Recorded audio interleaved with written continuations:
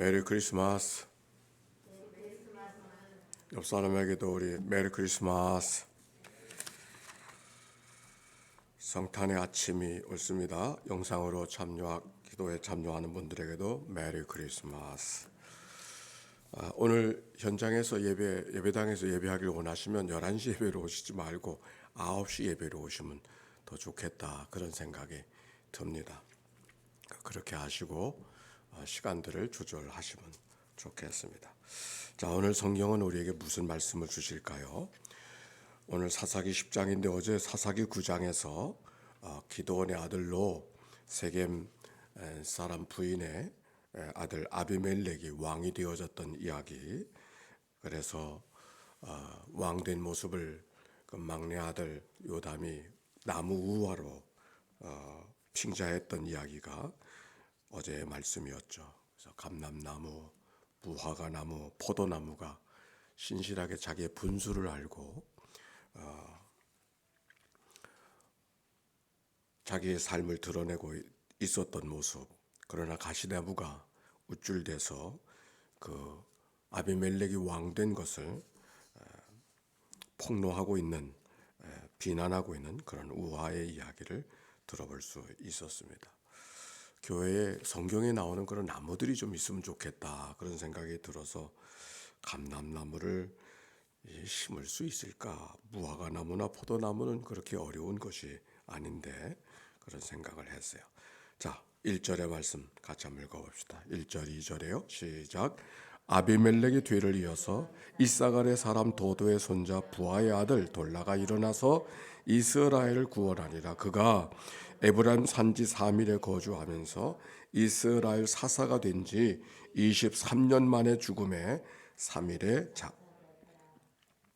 우리가 사사기를 보고 있지만 사사기를 볼 때 성경을 이해하기 위해서 몇 가지를 먼저 기억해야 됩니다. 당시는 왕이 지배하던 시대가 아니고 또 여러 지파들이 있었지만 지파들이 일사불란하게 중앙 집권 통치적인 그런 나라 체제를 갖고 있지 않았을 때라고 하는 것 우리가 먼저 기억해야 합니다. 그렇기 때문에 사사들의 이야기도 어느 사사가 온 지파를 두루 이렇게 영향을 주던 그런 일들이 아니고 지파별로 또 지파들이 연대되어진 그 영향들을 국지적으로 주고 있었다고 하는 것을 우리가 이해해야 합니다. 그리고 그 사사들 가운데는 대사사가 있고 소사사가 있어요. 즉, 더 영향을 주던 사사가 대사사고 적은 영향을 주던 사사가 소사사인데 여섯 구분되어져 있습니다. 예를 들면 대사사는 온니알, 에훗, 드보라, 바락 같이 가는 것이니까. 그리고 기드온, 입다, 삼손, 이건 대사사에 해당하는 것이고, 소사사는 삼갈, 돌라, 엘론, 야일, 입산, 입돈, 이런 사람들은 소사사입니다. 자, 오늘 여기 성경에 보니까 누가 등장하고 있는가 보게 되는 것이죠. 우리 1절의 말씀에 보니까 누가 등장하는 거 아니? 이사갈 사람 도도의 손자 부하의 아들 돌라라, 이렇게 표현하고 있어요. 돌라는 소사사에 해당하는 것입니다. 그래서 그에 대한 언급도 아주 간단하게 기록이 되어져 있죠. 3절과 4절에 보니까 또 다른 이야기가 기록이 되어져 있는데 우리 한번 읽어볼까요? 3절과 4절 시작. 그 후에 길르앗 사람 야일이 일어나서 22년 동안 이스라엘의 사사가 되니라. 그에게 아들 30명이 있어 어린 낙이 30을 탔고 성읍 30을 가졌는데 그 성읍들은 길르앗 땅에 있고 오늘까지 하봇 야일이라 부르더라. 야일이 죽음에 가몬에 장사되었더라. 보통 사사들은 어떤 공식을 갖고 있다 그랬잖아요. 평안한 시절을 가다가 그들이 하나님을 버린 건 아니지만 가나안 사람들 이방 살기에 바빠서 살다 보면 하나님을 점점 소홀히 하게 여겨지고 그게 하나님께 악이라 그랬어요. 그 악을 행함으로 하나님이 그냥 내버려 두지 아니하시고 그들을 다루시는데 때로는 이방의 여러 백성들을 통해서 우리가 기도를 통해서는 저 베두인족들 사람들을 통해서 미디안 사람들을 통해서 기드온을 다루시는 이야기를 엿볼 수가 있었죠. 때로는 블레셋을 통해 다루시기도 하고 때로는 암몬을 통해 다루시기도 하는데 여기 1절과 3절에 나오는 돌라와 야일의 이야기 속에는 누가 다루었다는 얘기가 기록되어져 있지 않아요. 그것을 보면 이거 누가 다룬 블레셋이나 또 미디안이나 암몬 사람 같은 외부에 있는 사람들을 통해서 다루시는 것이 아니라 그들 내부적으로 다루어져야 될 일들이 있었던 것을 발견하게 되는 것이죠. 우리가 이미 아는 것대로 기드온의 아들 여룹바알의 아들이 아비멜렉이 하나님의 말씀대로 통치한 것이 아니라 오히려 자기들끼리 속박이 되어져서 결국 하나님의 다루심을 경험하게 되지 않습니까? 아마도 그것은 기드온이 세상을 떠난 다음에 그들이 바알을 섬기고 하나님을 바로 섬기지 아니했던 것들을 하나님께서 다루시던 이야기가 우리가 기억해 볼 수 있다면 여기 성경 속에 어느 민족으로부터 다루어졌다, 어느 민족이 침입해 들어왔다 이런 말씀이 기록되지 않았지만 우리는 이것은 내부적인 하나님의 다루심이 있는 것을 발견하게 되어집니다. 자, 그 다음 얘기가 6절부터 나오는데 거기는 전형적인 사사기의 패턴으로 등장하고 있습니다. 6절부터 읽어볼까요? 7절까지 시작. 이스라엘 자손이 다시 여호와의 목전에 악을 행하여 바알과 아스다롯과 아람의 신들과 시돈의 신들과 모압의 신들과 암몬 자손의 신들과 블레 사람들의 신들을 섬기고 여호와를 버리고 그를 섬기지 아니하므로 여호와께서 이스라엘에게 진노하사 블레 사람의 손과 암몬 자손의 손에 그들을 파시되. 자, 내부적인 여러 가지 다루심을 통해서 평안한 시대가 되어졌지만 그 평안함이 오래가지 않고 그 평안할 때는 꼭 그들이 하나님 앞에 악을 행하는, 하나님을 소홀히 하는 일들이 벌어졌던 것을 보게 됩니다. 오늘 여기 성경에도 여호와의 목전에 악을 행하여 그들이 어떻게 되어졌어요? 바알, 아스타롯, 아람, 시몬, 시돈, 모압, 암몬, 블레 사람들의 신들을 섬겼다. 그래서 여호와를 버리고 하나님을 섬기지 아니하는 일들이 벌어지고 말았어요. 하나님이 어떻게 하셨을까? 하나님이 진노하셨어요. 여호와께서 이스라엘에게 진노하사 그들을 다른 민족에게 팔아버렸다, 내어두었다 라고 하는 말씀이 오늘 성경에 기록이 되어져 있어요.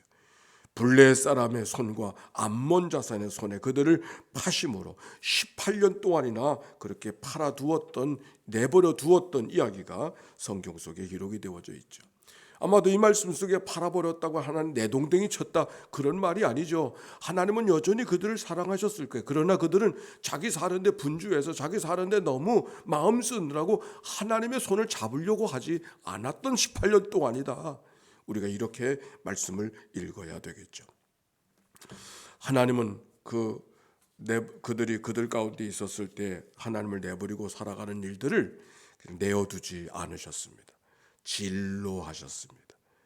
진노는 하나님의 사랑의 표현인 것을 알게 됩니다. 내버려 두는 것이 더 잘못되는 줄 알면서도 그것을 내버려 두는 것이 더 안타까운 일이죠. 사랑의 반대가 미움이 아니라 무관심이라고 이야기하지 않습니까? 하나님의 내어버려 둠을 당하는 것, 그것보다 더 부끄러운 일이 없는 거죠. 무슨 짓을 해도 가만 놔두는 거.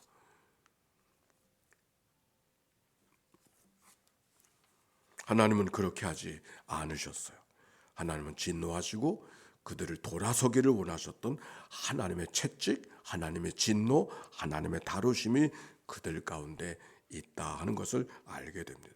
우리가 때때로 하나님의 다루심을 경험하게 되죠. 예상치 못한 일을 경험하게 되어지고 생각지 못한 일 속에서 곤고함을 경험할 때 행여 하나님이 나를 다루신다 이렇게 생각해 보아야 하지 않겠습니까? 그래서 나 자신을 다시 한번 성찰하고 돌아볼 수 있는 시간을 갖게 되어졌다고 하는 것은 내가 여전히 하나님은 여전히 내 안에 어디 계신가를 확인할 수 있는 시간을 가질 수 있다면 그것이 은혜인 것이죠. 자, 그런데 10절의 말씀입니다. 10절 말씀 11절까지 한번 읽어봅시다. 시작. 이스라엘 자손이 여호와께 부르짖어 이르되 우리가 우리 하나님을 버리고 바알들을 섬김으로 주께 범죄하였나이다 하니 여호와께서 이스라엘 자손에게 이르시되 내가 애굽 사람과 아모리 사람과 암몬 자손과 블레 사람에게서 너희를 구원하지 아니하였느냐. 여기 무슨 말이 기록되어져 있어요? 그들이 고난당하고 하나님의 다루심 속에 어려움을 당하게 되었을 때 어떻게 반응하고 있지요? 하나님께 부르짖었다 그랬어요. 하나님 좀 도와주세요. 하나님 좀 붙들어 주세요. 하나님 어떻게 하면 좋습니까? 부르짖고 싶어 부르짖는 사람은 없습니다. 부르짖을 수밖에 없는 어려움이 그에게 찾아온 것이죠. 그런데 뜻밖에도 하나님께서 이렇게 말씀하시는 거예요. 여호와께서 이스라엘 자손에게 이르시되 11절에요. 여호와께서 이스라엘 자손에게 이르시되 내가 애굽 사람과 아모리 사람과 암몬 자손과 블레 사람에게서 너희를 구원하지 아니하였느냐? 이게 무슨 말이요? 너희가 부르짖을 때가 내가 너희들을 구원하지 않았는가? 언제? 출애굽에서, 애굽에서, 아모리 사람들에게서, 암몬 자손에게서, 블레 사람들에게서 내가 너희들을 구원해 주지 아니하였느냐? 또 시돈 사람과 아멜라 사람과 마온 사람들이 너희들을 압제할 때도 너희가 부르짖기 때문에 내가 너희들을 그들의 손에서 구원해 주지 아니하였는가? 다른 때와 반응이 달라요. 부르짖으면 하나님이 어떻게 하셔야 돼요? 덥석가서 도와주셔야지. 정말 우린 그런 기대가 있지 않아요? 근데 성경은 그렇게 말하고 있지 않아요. 부르짖었는데 하나님이 덥석 도와주지 않으시는 거예요. 그리고 하나님께 말씀하시는 게 내가 이미 너희를 구원해 준 적이 있지 않냐. 애굽에서부터 아모리 사람에게부터 암몬 사람에게 내가 너희들 구원해 주지 않았는가. 그리고 이렇게 말해요. 13절과 14절. 그런데 너희가 나를 버리고 다른 신들을 섬기니 그러므로 내가 다시는 너희를 구원하지 아니하리라. 가서 너희가 택한 신들의 부르짖어 너희들의 환난 때에 그들이 너희를 구원하게 하라 하신지라. 너희들이 나를 버리고 가서 구하는 신들이 있지 않는가? 그 신에 가서 구하라. 내가 이미 너희들을 도와준 적이 있지 않았는가? 그러나 내가 너희들을 도와주지 않아서 너희들이 똑같은 일을 저지르고 똑같은 잘못을 저지르고 있으니 내가 무슨 도와줄 만한 의미가 있느냐? 너희가 정 도움을 받기를 원하거든 너희들이 섬기는 신에게 가서 도움을 구하라. 그러시는 거예요. 그래서 그 백성들이 15절의 말씀 같이 읽어봅시다. 시작. 이스라엘 자손이 여호와께 여쭈어 우리가 범죄하였사오니 주께 보시기에 좋은 대로 우리에게 행하셔리니와 오직 주께 구하옵나니 오늘 우리를 건져내시옵소서 하고 자기 가운데 이방신들을 제하여 버리고 여호와를 섬김에 여호와께서 이스라엘의 권고로 말미암아 마음이 근심하시니라 그랬어요. 하나님께서 이전 하나님과 다른 거예요. 우리가 이 말씀 속에서 기억해야 될 것은 하나님은 기계적으로 사랑하는 분이 아니라는 것을 우리가 기억해야 되는 거죠. 당연히 사랑해야 되는 분들, 아니 하나님이 사랑이시지만 하나님의 당연히 사랑하시는, 마치 기계적으로 사랑해야 되는 반복 운동을 하나님이 하시는 분이 아닌 것이 오늘 성경이 이야기하려고 하는 거예요. 내가 이미 너희들을 도와준 적 있지. 근데 너희들 어떻게 했니? 되물어보시는 하나님. 그들이 할 말이 없었어요. 그래 또 하나님 앞에 회개하는 거예요. 하나님, 우리가 그렇습니다. 다 알고 있습니다. 할 말이 없습니다. 하나님 하실 분이야. 하나님 할 탓입니다. 하나님께 맡깁니다. 하면서 하나님 앞에 부르짖죠. 그래도 우리를 구원하실 분은 하나님밖에 없습니다. 그리고 자기들이 하나님 앞에 잘못한 것들을 회개하고 하나님을 섬기고 있었어요. 그런데 거기 무슨 말씀이 기록이 되어져 있는가? 16절 같이 한번 읽어보세요. 다시 한번 아까 읽었던 말씀이지만 시작. 자기 가운데 이방신들을 제하여 버리고 여호와를 섬김에 여호와께서 이스라엘의 권고로 말미암아 마음이 근심하니라. 이게 무슨 말이에요?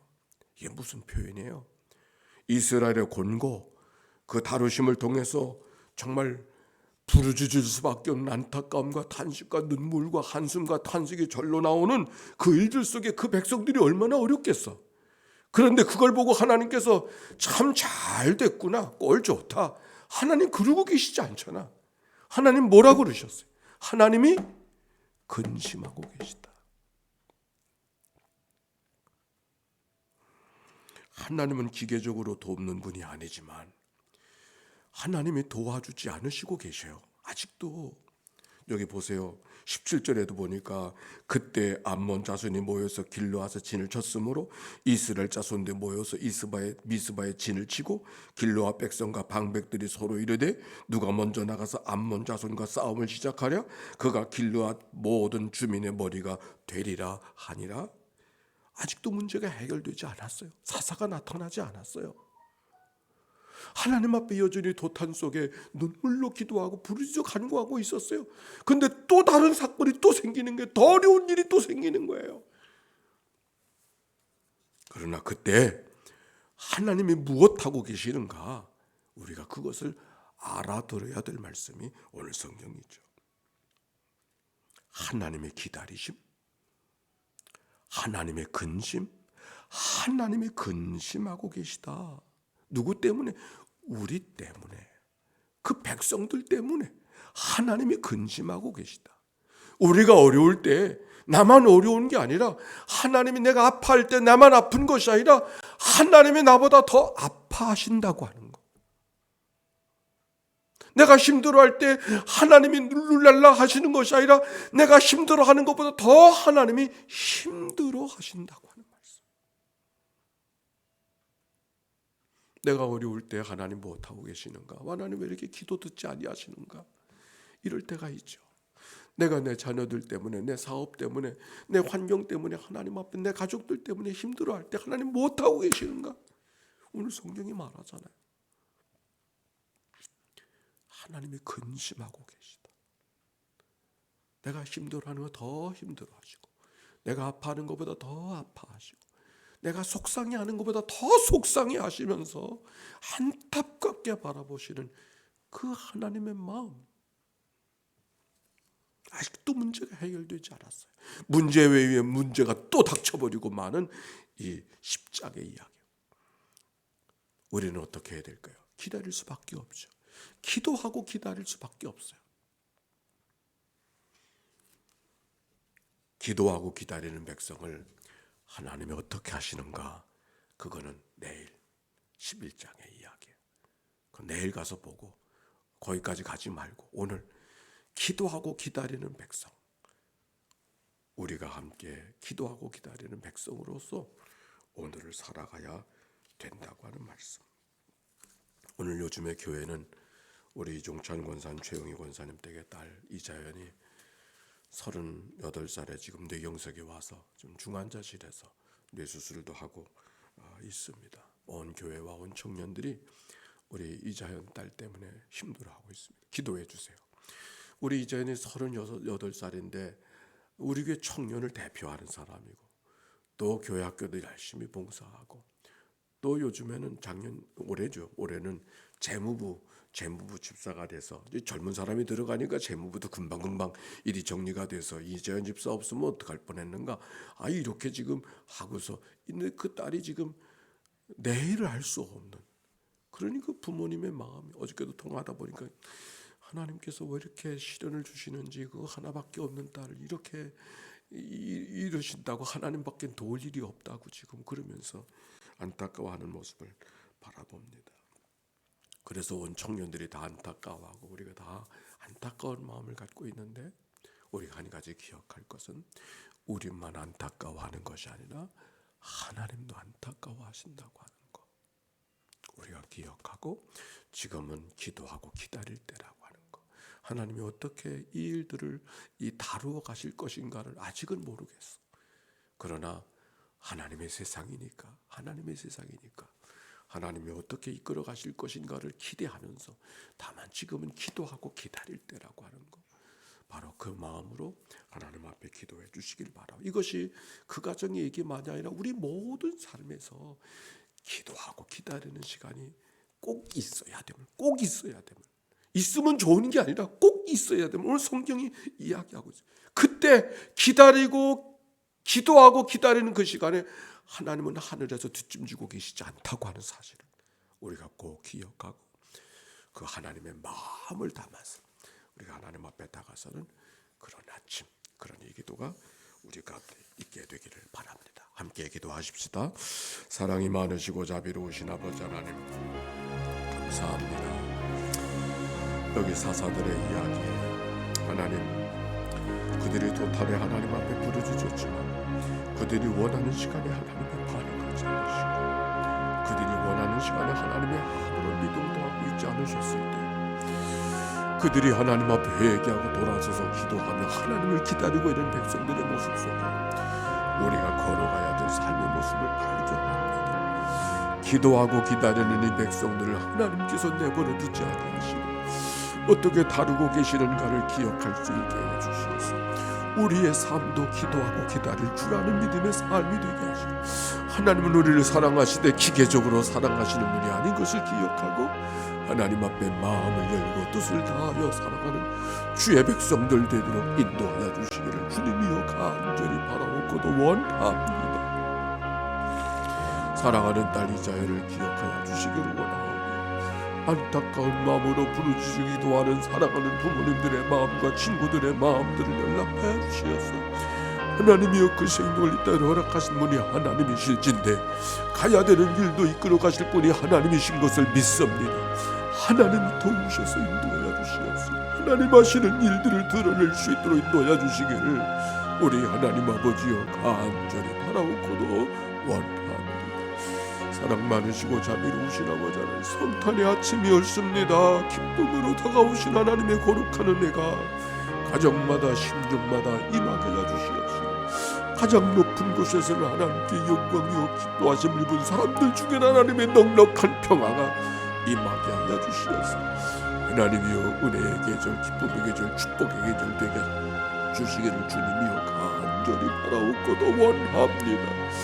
오 주여 하나님 감사합니다. 찬양합니다. 인도해 주옵소서. 오 주님, 오늘도 하나님 앞에 귀한 예물 봉헌했습니다. 장숙자 권사님이 부르십니다. 김명란 지사님이 부르십니다. 박철순 권사님의 성탄이 감사한 금이었습니다. 하나님이 예물을 축복하여 주시옵시고 하나님께서 기뻐하시는 예물로 받으시옵시고 하나님의 선한 거룩한 일이 쓰럼납게 쓰여지는 축복의 예물 되게 해주시기를 우리 하나님 아버지여 간절히 바라옵고도 원합니다. 오 주님 감사합니다.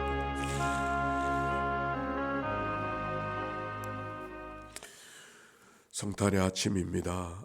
아기 예수님으로 이 땅에 오신 주님을 환영하고 기뻐하고 감사하는 계절에 우리가 하나님 앞에 새벽을 깨워 주님 앞에 먼저 주님을 찾아다가 나섰던 목자들처럼 주님 앞에 예배하고 있습니다. 하나님의 예배를 연락하여 주시옵소서. 목자들에게 은혜와 기쁨이 되어졌던 것처럼 저들 가운데도 그와 같은 동일한 은혜와 기쁨이 충만하게 하여 주옵소서. 기도하고 기다릴 줄 알았던 백성들의 모습 속에 우리의 삶을 배워갈 수 있도록 도와주시옵시고 하나님의 근심하는 마음을 읽어갈 수 있는 저희들 되게 해주시어서 하나님의 거룩한 은혜의 삶을 살아가도록 인도해 주옵소서. 여러 가지 어려움 속에 있는 모든 식구들을 기억해 주시고 베들레헴 마구간에 오신 주님의 거룩한 은혜가 가정마다 심령마다 임하게 하옵소서. 예물을 받으시옵소서. 박철순 권사님, 김명란 집사님 성탄 감사헌금을 봉헌하고 장숙자 권사님 작정 예물을 하나님 앞에 봉헌하고 있습니다.